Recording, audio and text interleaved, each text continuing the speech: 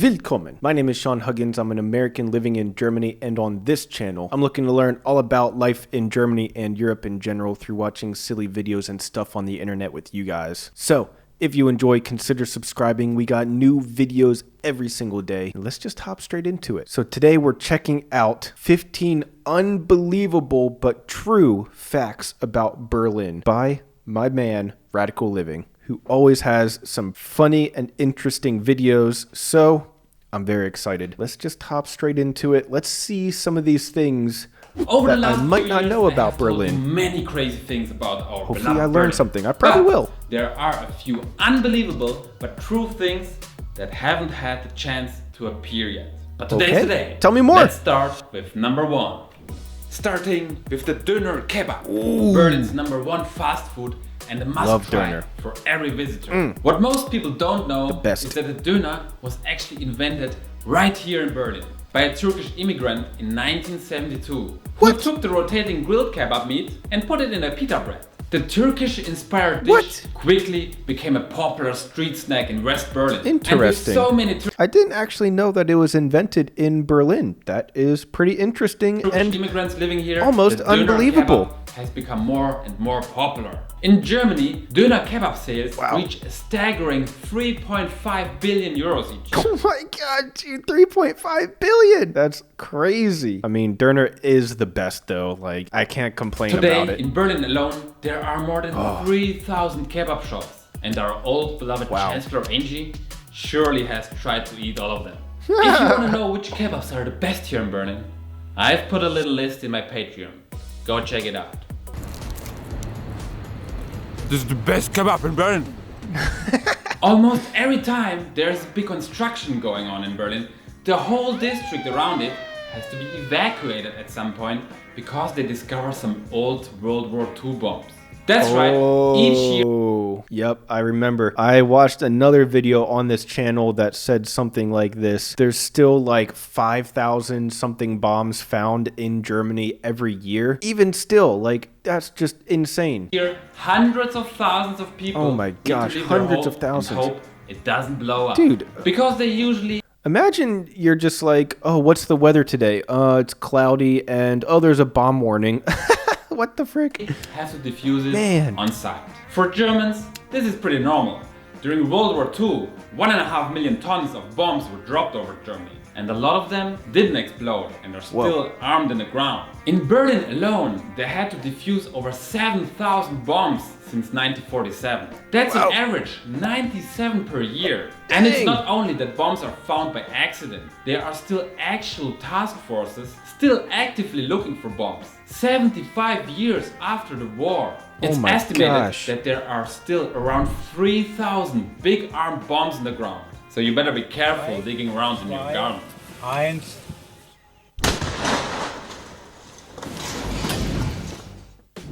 Whoa, dude! Dude, that's huge! What the frick? Holy crap! Since we are already talking about constructions, you think the Berlin airport was the only construction joke Berlin has in store? Constructing anything in Berlin can take decades. The best example and joke is the renovation and rebuilding of the Pergamon Museum. Berlin's most visited museum, attracting 250,000 visitors per year. It is scheduled to close in October and well, no one is going to visit the Ishtar Gate for the next 15 years at least.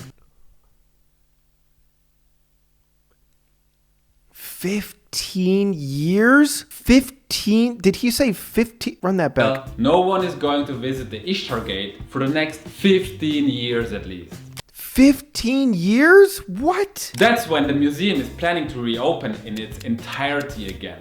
That's in the year 2037. And dude, 15 years. That is crazy. Oh my gosh. As we all know, there is no way they will stick to that deadline. If anyone is taking bets, I'll take the year 2050.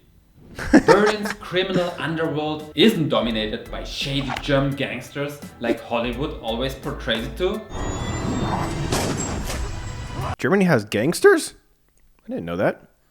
Nope. it's actually dominated by 7 Arab clans from Lebanon, Iraq, Oh. and Turkey. Some of those clans have several thousand members in Berlin alone, while others have just a few hundred. And it's not just drugs and human trafficking they're interested in. They are responsible for a lot of bigger heists and robberies as well. Whoa. Just to name a few examples. In 2019, they broke into the museum in Dresden and stole jewelry worth more than 100 million euro. What? 100 million? Oh my god. Dude, is there like a documentary on that or something? Cause that sounds like that has to be a does anyone know if there's a documentary or something about this? That's 100 million euros. There has to be something on Netflix for that. 2017, they Got to stole be. a 100 kilo gold coin from the Bode Museum, and back in 2012, over the course of several months, they dug a 45-meter tunnel under the Schlossstraße until they reached the vault of a nearby Volksbank and emptied all the deposit boxes there.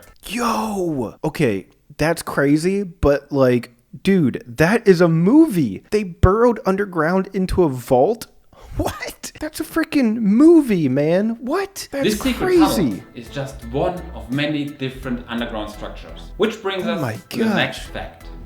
40% of the city's structures are actually underground. The most obvious features are the city's subway network and the massive sewer system and its network of tunnels. But most interestingly, you can find many different bunkers and escape tunnels that were dug during the World Wars. And after the 40% of the structures are underground. That seems like a lot, and it is a lot, but when you consider all the public transportation and the sewage system, I guess that makes sense. But dude, there has to be so many bunkers and stuff. I would like to go visit some of them. I bet war, those are many fascinating. of the underground tunnels were used by residents to flee from East to West Berlin. Wow, look at just that. under the wall. Residents even dug dozens more escape tunnels, some of which you can still visit today. Oh Guided my gosh, tours. look at that. People think Berlin is a concrete jungle, but actually, Berlin is the greenest city in all of Germany. Whoa, Berlin is the greenest city in all of Germany. Interesting. Doesn't Berlin have the largest zoo in the world? That's kind of a little green, you know? With 44% of its area covered by forests, parks and lakes, there is pretty cool. so much open green space to enjoy. The biggest of all being the Tempelhofer Feld, which used to be an old airport, but now it is Berlin's largest city park. With 355 hectares in size, it is even the largest inner city open space in the whole world. People love to come here for barbecues, inline skating, or to let their dragon fly. Not only green areas, Berlin that's really also cool. has a surprising amount of water. The whole city. Whoa, dude, look at that. Wow, imagine living in that neighborhood and you like take a boat to work. Oh, dude, that'd be so cool. Oh, I want to take a boat to Was work. actually built on a swamp. You will find more bridges here than in the whole of Venice. There are over 960 bridges found across the city. And the most famous one is the Oberbaumbrücke, with its beautiful architecture. Wow, look at that. Dude, it looks like a castle. That is really cool. I like that bridge a lot. And with 180 kilometers of waterways throughout the city, that is more than Venice, Amsterdam and Stockholm combined. Whoa. Clubs. Okay, here we go. Now we're getting to the clubs. This is something that I don't know anything about, so I'm curious to see what he has to say about the clubs in Berlin. Is home to some of the best clubs in the world. And for Berliners, it's pretty normal that a club stays open for like 4 days straight without closing. This means you can go party at any time of the day you like. Although most people don't stay longer than 24 hours. They just go home for a quick shower and a nap before returning for another dance session. And if there is a New Year's party or 2 public holidays in a row, some clubs stay even open 6 days in a row, non-stop. Berlin has not only huge weekend long 6 days non-stop, dude. What? Man, I can't even imagine that. Obviously, you don't go there 6 days nonstop, but even the fact that you could, if you wanted to, you could just go any time of the day for 6 days straight and be at a party. It's crazy to me.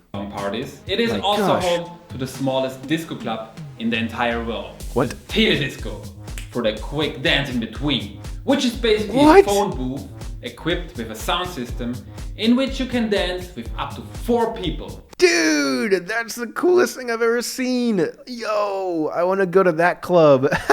Just me and Issa. Dude, yes. Hell yeah. I want to go to that club. That's my kind of club right there. Berlin is not only the capital of techno, it is also the capital of unemployment. Some districts like Neukölln have an unemployment rate of more than 25%. Whoa, 25%? That's a very high amount of unemployment. But in Germany, if you don't have a job, you don't have to worry about living on the streets. The government will pay for all your basic needs.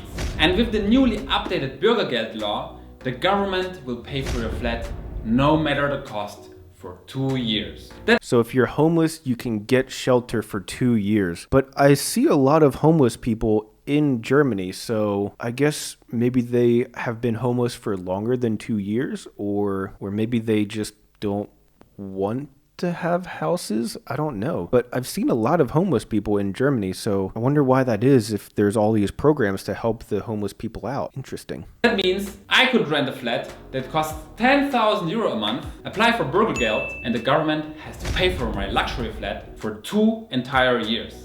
Not a bad deal if you ask me. And if anyone has such a flat for me to rent, please let me know. I'm ready to strike a deal.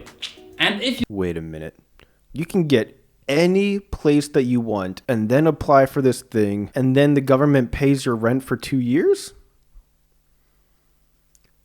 I don't know about that. That doesn't make much sense to me. I think there's more to this story. If it was that easy, then everybody would do it. There's something more to this story. I just don't know what it is. you think that this isn't possible, or that people aren't taking advantage of this, oh, they very much are. Especially the clans we were talking about earlier love those laws. Every year there's some media coverage of some clan members living in villas and driving Ferraris, while at the same time receiving government benefits. It is estimated that in Berlin alone, organized fraudsters are skimming between 100 and 200 million euro each year with their different schemes. So this is definitely still considered fraud. So it's not for everybody. Okay, so basically, if you're rich and then you apply for this and you get it, then it's fraud. But if you really are homeless and you just don't want to pay for rent, I guess in theory, you could get a really nice apartment and then have the government pay for it with no intentions of ever paying for it yourself after those 2 years are up, I guess. I don't know. I still feel like I'm missing something here. But obviously, it seems like this is something that people would take advantage of one way or another. We have social programs in America designed to help out the poor people, the homeless people, stuff like that. And there's stories all the time of rich people taking advantage of it and doing fraudulent things like this too. I'm sure it happens all over the world. Just crappy people are going to be crappy. And guess who's paying for that? Of course it's you, the honest taxpayer. Me. Next, FKK beaches. Visitors to Berlin will be shocked to find out that FKK, or Freikörperkultur, is very common here. FKK is basically the German word for nudism, where people enjoy being naked in a non-sexual way. In Germany, being nude is seen as nothing to be ashamed of and is very socially accepted. In Berlin are dozens of FKK beaches spread all over the city, so it is pretty normal to see people hanging out naked and catching some sun. Dude, did he take his clothes? Yo, that's hilarious. I don't know if I would want to go to an FKK beach because I'm just not interested in being naked around people. I'm not interested in seeing other naked people. It just doesn't really appeal to me, but I like that it's an option. If that's your thing, then you can go and do it and it's not like illegal to do. That's pretty cool. Just not my thing, I think. Moving on to the TV Tower, Germany's tallest building. Whoa, that with looks a cool. revolving restaurant in its dome. You can eat and drink coffee while enjoying beautiful views over the German capital. What most people who visit don't know is that the TV Tower restaurant kitchen is located at the base of the tower. So after you order your classic Wiener Schnitzel, the food is cooked and then sent up by elevator to the top. Whoa, dude, that's really cool. I like that. That's a fun fact. If there is ever a fun fact to be had, that's the fun fact right there. 168 meters high. Interesting. And while we are on the theme of restaurants, you can find a restaurant here that is 400 years old. Zur letzten Instanz first opened in 1621, making it Berlin's oldest restaurant. And it's still open. Here you can get some real classic German food, such as Königsberger Klopse, or my favorite, pork knuckle.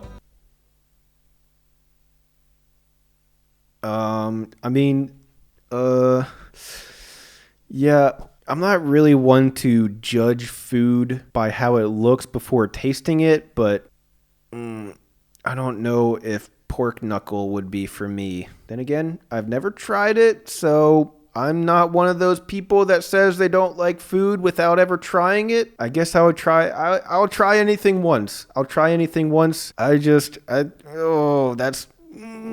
gonna be a tough one for me though. No, I'm just kidding. I hate What the frick? pork knuckle. Don't eat it. Never mind, I hate pork knuckle too! Berlin is not only the capital of kebabs and unemployment, but also the graffiti capital of Europe. Ooh. The graffiti artist scene in The graffiti capital of all of Europe. That is very interesting to me because I love graffiti. I love art, especially street art. That is very cool to me. Berlin Let's has a find out more. 15,000 people strong headcount, and graffiti is definitely a part of Berlin's culture. The art love form that. is both celebrated and despised. On the one hand, you have beautiful large murals on otherwise boring looking buildings. Wow. And on the other hand, shop fronts, trains and people's homes, sprayed up and tagged with sometimes inappropriate language. What is crazy is that the city has to spend 40 to 50 million euro every year to erase unwanted graffiti from the streets of Berlin. Which is kind of ridiculous, since it will just be clean for a very short amount of time. Yeah, I mean, the people that are going to spray paint stuff, they're going to keep doing it no matter how many times you clean it. In fact, the more you clean it, the more they're going to do it because they're going to be like, I want my artwork here. I'm just going to keep doing it as many times as you clean it. That's just how the street art culture is. But yeah, this is really cool to me. I think I might need to go to Berlin because, like I said, I love street art and I love graffiti. Even the crappy graffiti is cool to me sometimes. The big murals are cool. Stuff like this, I think it is awesome. I love it. Isn't it? Okay guys, these were all the unbelievable but true things for today. Wow. Thank you so much, Radical Living. That was actually very entertaining and interesting. I feel like I learned a lot. But what do you guys think? Did he miss anything? Are there any more fun facts about Berlin? Leave a comment down below if there's anything else that I should know about Berlin. And while you're down there, check the links in the description for links to all of my other social media, including my vlog channel. Consider subscribing if you haven't already. We got new videos every single day. Thank you guys so much for being here. And as always, I'll see you guys tomorrow. Peace.